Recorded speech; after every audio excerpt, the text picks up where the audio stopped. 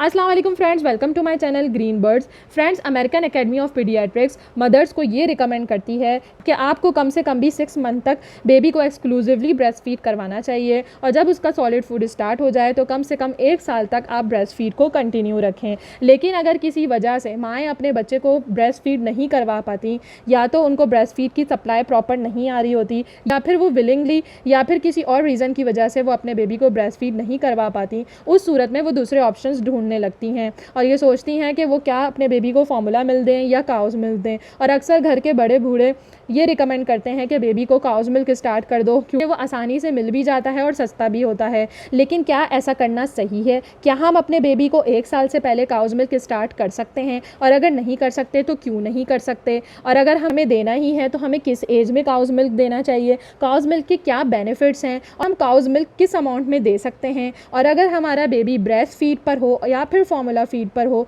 तो हम उसको किस तरीके से ट्रांसफ़र कर सकते हैं काउज मिल्क पर। काउज मिल्क डिफरेंट किस्म के हैं, हमें कौन सा काउज मिल्क अपने बेबी के लिए चूज़ करना चाहिए, होल फैट मिल्क इस्तेमाल करें या लो फैट मिल्क इस्तेमाल करें। और ये जितने बाज़ार में हेल्थ पाउडर्स अवेलेबल हैं लाइक हॉर्लिक्स, पीडियाश्योर, क्या ये देना सही है और अगर हम दे सकते हैं तो किस एज में दे सकते हैं? मैं ला रही हूँ इन सारे सवालों के जवाब अपनी इस काउज मिल्क की सीरीज़ में। फ्रेंड्स, मेरी ये काउज मिल्क की सीरीज़ बहुत ही इंटरेस्टिंग होने वाली है, आप जिसको बहुत इंजॉय करेंगे और ये आपको बहुत ही इन्फॉर्मेटिव लगेगी। तो आपने बस करना ये है कि आपने मेरी सारी वीडियोस पूरी देखनी है और दूसरों को भी शेयर करनी है। तो friends, American Academy of paediatrics, centre of disease control और वर्ल्ड हेल्थ ऑर्गेनाइजेशन ये रिकमेंड करती है कि आपको अपने बच्चे को 1 साल से पहले काउज मिल्क नहीं देना चाहिए। आज के इस फर्स्ट पार्ट में हम यही डिस्कस करेंगे कि वो क्या क्या रीज़न्स हैं इसकी वजह से हम काउज मिल्क अपने बच्चे को 1 साल से पहले नहीं दे सकते। तो चलिए वीडियो शुरू करते हैं।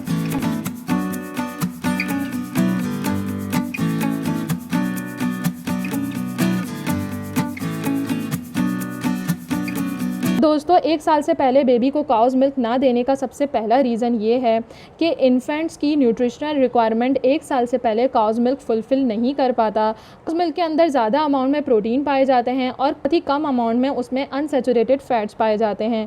चूँकि बेबी को कम प्रोटीन की और ज़्यादा फैट्स की ज़रूरत होती है, क्योंकि जो अनसैचुरेटेड फ़ैट होता है वो बेबी की ब्रेन, स्पाइनल कॉर्ड और उसकी नर्व डेवलपमेंट के लिए बहुत ज़्यादा ज़रूरी होता है।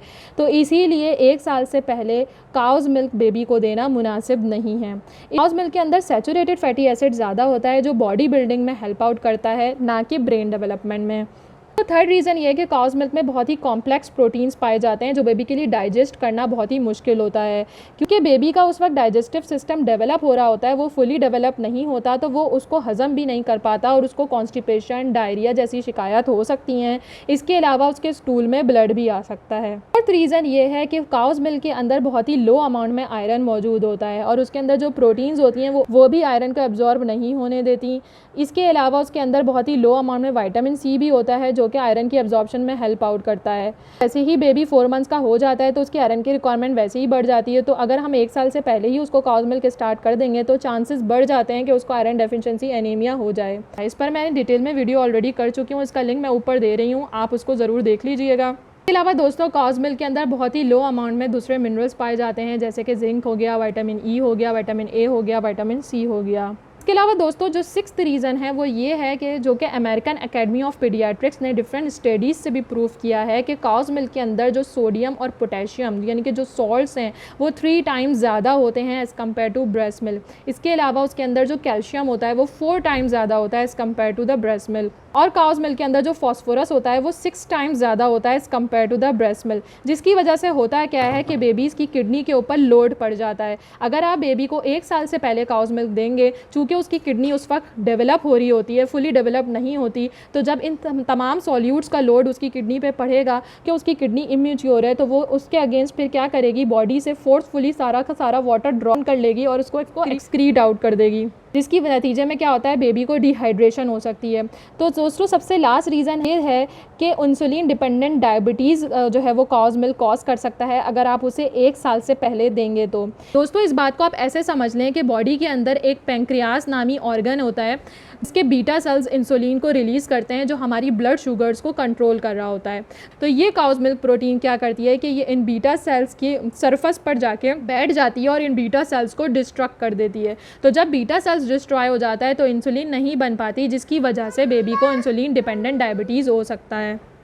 दोस्तों, रिसर्च से ये बात साबित है कि जो बच्चे शुरू के 1 साल तक ब्रेस्ट फीड पर होते हैं उनको इंसुलिन डिपेंडेंट डायबिटीज़ होने का चांस बहुत ही कम होता है। तो दोस्तों, ये थे सारे रीज़न्स जो कि वजह हैं काउज़ मिल्क को बच्चे को 1 साल से पहले ना देने की। इस पार्ट में हम ये देखेंगे कि हम अपने बच्चे को काउज़ मिल्क किस एज में दें, कितना दें, और हम अपने बच्चे को किस तरीके से फॉर्मूला मिल्क या ब्रेस्ट मिल्क से काउज़ मिल्क पर ट्रांसफ़र कर सकते हैं। मेरी नेक्स्ट वीडियो का इंतज़ार कीजिएगा। Thank you.